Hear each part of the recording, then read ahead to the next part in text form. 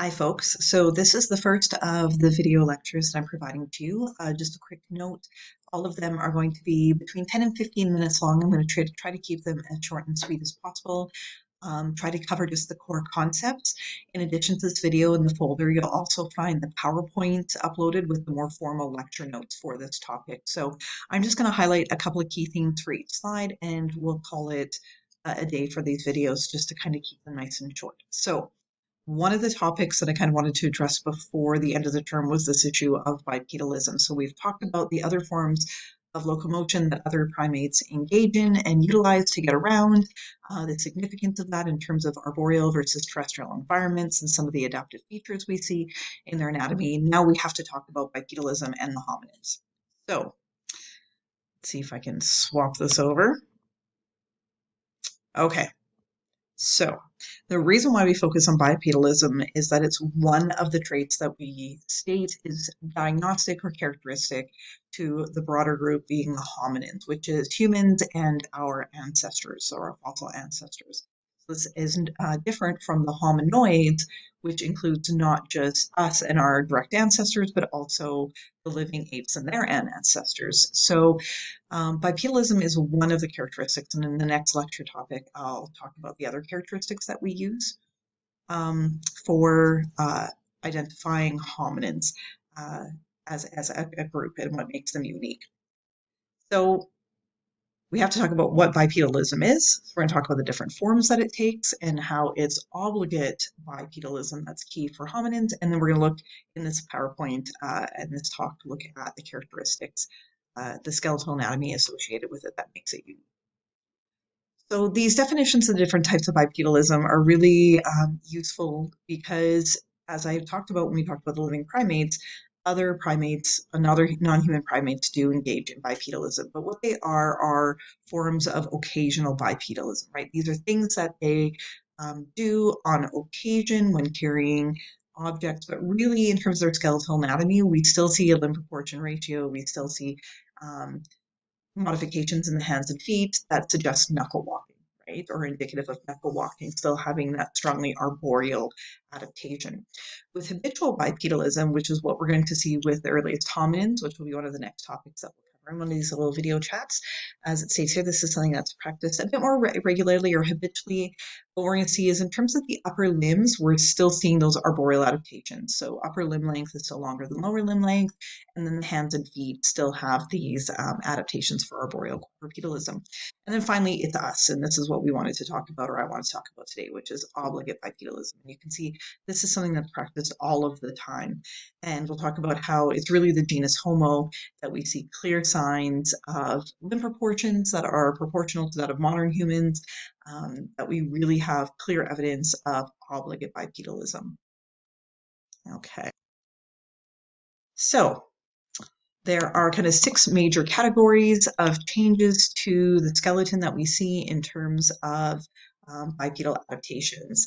And so I'll just list these off here as they are listed, as they're written. That's a great repetition for you. And I'm not going to edit these videos, okay? There's no point in doing that. You all know how ridiculous I am in class. There's no point in changing my videos from anything other than who I am. So we're going to look at this list, and then I'm going to show you some figures that illustrate these a little bit more. We're going to look at the position of the foramen magnum. So again, the major hole, the big hole at the base of the skull. The key is that movement forward. The reason why we say it's a movement forward is, as you'll see, or as you might remember from the lab, is that with quadrupeds, that foramen magnum is positioned at the back or the posterior of the skull. With humans and hominids, it's underneath, right? So it's more central or more forward. We're going to talk about the spinal curves and the double S curvature that helps us keep our posture and also kind of keep all this body weight up here and then settled very nicely in our shorter, wider pelvis, which is already basin shaped or is basin shaped. Then we're going to look at the lower limbs and how they're a longer limb proportion, but it's not just that they're longer, but we have some modifications at the hip and towards the knee in terms of the femur being angled. And then we're also going to look at some changes in the foot. Again, an inline big toe, no more a divergent big toe. And we're going to see both a longitudinal and a latitudinal arc. Okay, so what does this look like in pictures? Okay, so Figure 1 is showing us the difference between the position of the foramen magnum in a human versus in a great ape, such as a gorilla. And again, you can see that it's more forward, it's at the base of the skull, it's very inferior, and this allows for the skull to be positioned centrally on top of the spinal column, on top of an upright body posture. In figure 2, we see the S curvature of the spine. So let's see if this works. You'll see this little S curve versus the more linear spine that we see in great apes. And so this double S curve relates to, sorry, I was moving my pen in an S shape. This double S curve shape, you can see that's located both in the chest and at that sacral lumbar joint, is allowing us to kind of have that load bearing and carry out that weight on our pelvic basin. Okay, let's look at these other characteristics now. Okay. So I already mentioned that the pelvis is much shorter. So you can see here that it's shorter in width, right? And it's also much wider and more basin shaped as well. Along with this, that allows for all of our guts. All of our guts are sitting in here in this upright position. We also have a shift in the muscle attachments. And so you might have seen in the lab that we have an anterior iliac spine. It's located about here on the ilium. This is a muscle attachment point for our hip flexor muscles. And again, it kind of locks our legs into position. So they're moving forward and back versus out towards the sides. And so we don't see that in our quadrupeds.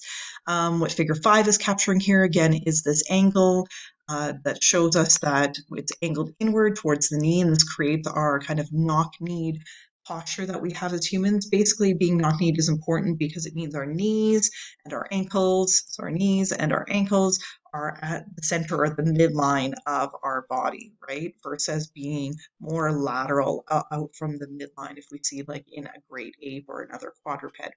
Again, we've talked about limb proportions before. You've seen this in the lab, that our human limb proportions, that our longest limbs are our lower limbs, whereas in knuckle walkers, we see that they have a greater proportion of their body is represented in their upper limbs. And then finally, we have changes to the feet. So you can see here in the great ape that they have this nice divergent big toe, whereas our toes are more in line. We have this longitudinal arch that runs from the heel to the ball of our foot. And then this allows us to have that heel toe strike as we move. And that's what's kind of unique about human bipedalism, is that we're kind of falling constantly forward. And we're also transferring our body weight from one foot to the other as we move. And so we can actually balance on one foot, and this longitudinal arch from the heel to foot facilitates that, as does the latitudinal arch that runs along the ball of our foot here. And so this is why shoes are important, folks. Okay, wear good shoes, support your feet. They carry all this body weight on top of them and allow us to be the bipeds that we are. Okay. So last thing we have to talk about then is why bipedalism. And as you can see here, I have a number of advantages and disadvantages listed.